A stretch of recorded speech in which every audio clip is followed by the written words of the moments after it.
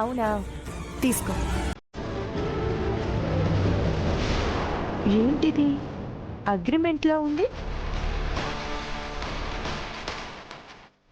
ఆహా, అదే లేదు.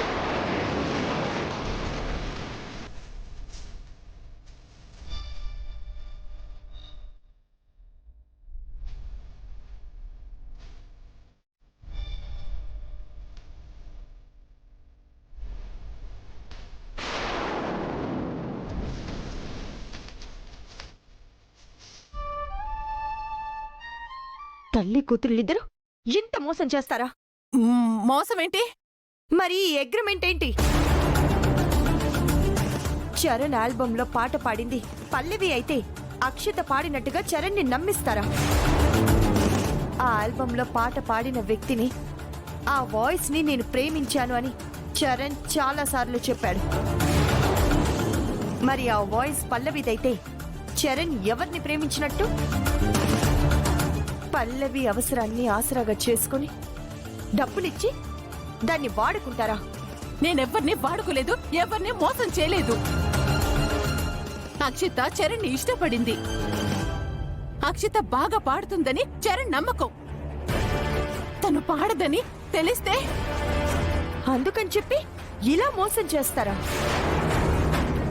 దీనివల్ల అక్షతకి మంచి జరుగుతుందని అనుకుంటున్నావా?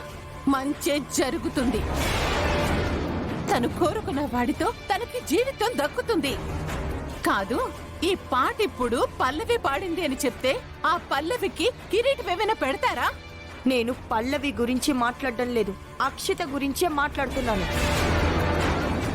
మీరు చేసిన మోసం గురించి ఇవాళ కాకపోయినా రేపైనా చరణ్కి తెలిస్తే అప్పుడు అక్షిత భవిష్యత్ ఏమవుతుంది? 1000 అబద్ధాలాడైనా పెళ్లి చేయమన్నారు కదా. పెళ్లిలో ఇద్దరికి 2 కుటుంబాలకి మంచి జరగడం కోసం అబద్ధాలు ఆడమన్నారే కానీ ఇలా మోసం చేసి పెళ్లి చేయడం కోసం అబద్ధాలు ఆడమని చెప్పలేదు. అయితే ఇప్పుడేమంటావ్?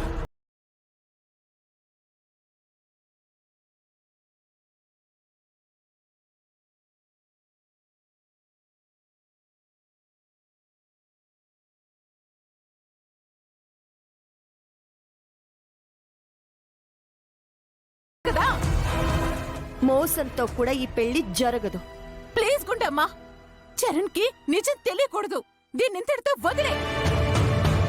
చూడు వైష్ణవి, నువ్వు ఈ పెళ్లి జరిగిపోతే చాలు అనుకుంటున్నావు, కానీ నేను దాని తర్వాత వచ్చే పరిణామాల గురించి ఆలోచిస్తున్నాను.